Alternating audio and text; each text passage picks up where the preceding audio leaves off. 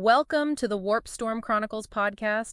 Ready to dive into some Warhammer news? We've got Warhammer Day coming up, new Kill Team edition, even a colossal statue reveal. The last one we did was kind of cheese, but a lot of fun.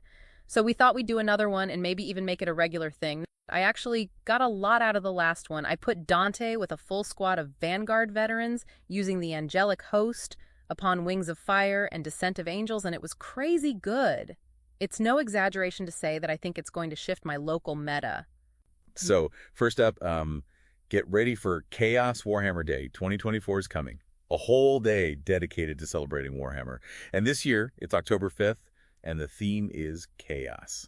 This is the year the Great Horned Rat finally ascends to become a full-fledged ruinous power in Age of Sigmar. He's in the big leagues with Khorne, Nurgle, Tzeentch. Wow, talk about shaking things up. It's going to send ripples throughout the mortal realms, wars, shifting alliances. The other Chaos Gods might even start getting nervous. It could rewrite the entire power structure of Age of Sigmar. Exactly. That big online preview event happening October 5th. That's right. That's where they'll reveal what they've got in store across the board. Warhammer 40,000, Age of Sigmar, Kill Team, Legions Imperialis, Warhammer Underworlds. They know how to build hype. Remember last year during Warhammer Day, they teased that mysterious figure, the one who ended up being super important in the Advent Engine storyline. Oh, yeah. So there could be clues hidden in plain sight about what's coming next. Speaking of reveals, have you seen who the commemorative miniature is this year? I have, and I wrote it down so I wouldn't say it wrong. Chaos, Sorcerer Zarketh, the Bane of Law. Maybe a lieutenant in the Great Horned Rat's new order. Who knows? It's enough to make your head spin, and you just know it's going to be a sought-after miniature.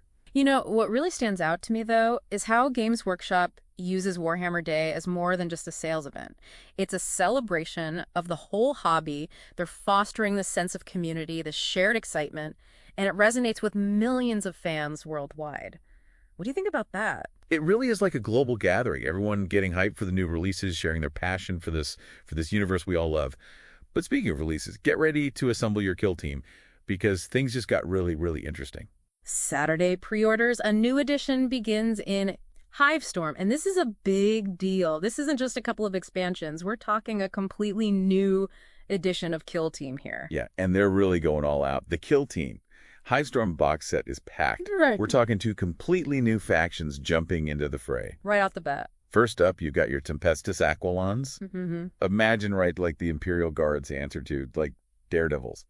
They get dropped right into the thick of it. Oh, now that's interesting, strategically speaking. I mean, their mobility, close quarters combat, that could really shake up the existing tactics. Oh, sure. And then you've got your Vespid Stingwings. What now? Oh, right, the Vespid Stingwings. Okay, so picture this heavily armored, bioengineered wasps allied with the Tau Empire, and oh yeah, they're armed to the mandibles. It's insane. The article really emphasizes the tactical depth these new factions bring to Kill Team. Not to mention 22 new miniatures with multiple build options. All right, this next one, I had to read it twice. They built a what?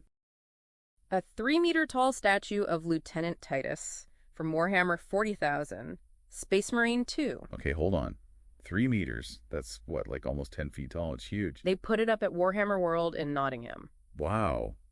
That's not just a statue. It's practically a landmark. It's a statement, for sure. And it's perfect timing, too, right? With Space Marine 2 still so fresh in everyone's minds. It's a 1.1 scale replica of the Weta Workshop statue, only, well, massively upscaled.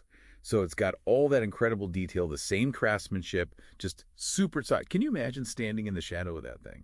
It's really cool, actually, when you think about it, because it ties the tabletop games and the video game side of the hobby together. A lot of kids back in the day first heard about 40K because of the old Dawn of War games, and I always felt that Games Workshop really didn't capitalize on that at the time. But with Space Marine 2 being so popular right now, Games Workshop have a golden opportunity to introduce the hobby to the next generation of fans. And this time, I really hope they don't let it pass them by. Whatever happens, all the attention can only be a good thing for 40K. Although I did hear a rumor that a certain beloved resident of Warhammer World had to be relocated to make room. You mean the great unclean one, plushie? Nigel Nurgleson? Yeah. Don't worry, though. He's found a new home. Oh, really? Where at? At the Warhammer store opening in Zurich, Switzerland. Nice. Spreading Nurgle's blessings internationally. That's great. So, after all that Warhammer news, what are you most excited about?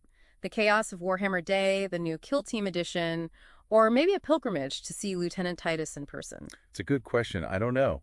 Whatever it is, one thing's for sure, it's a great time to be a Warhammer fan.